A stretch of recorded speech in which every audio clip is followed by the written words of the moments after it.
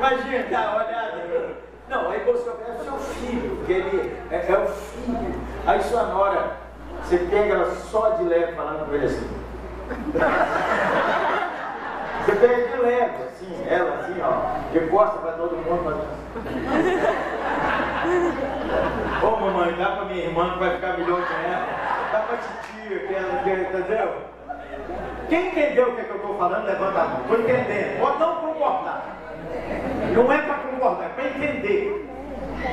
Se concordar, você me resolve. Porque não sou. Presta atenção.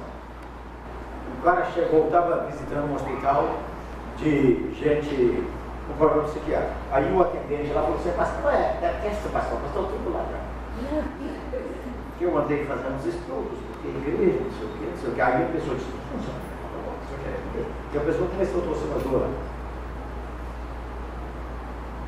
Agora foi me chamando, falei, ô gente boa, eu não estou nem aí se você vai para o inferno. Nem aí.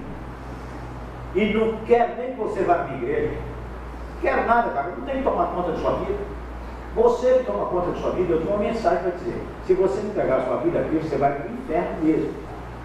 Se você não se render a Cristo, e se você se converter, você precisa ter uma igreja para você experimentar a alegria de que é viver com os irmãos e com Cristo.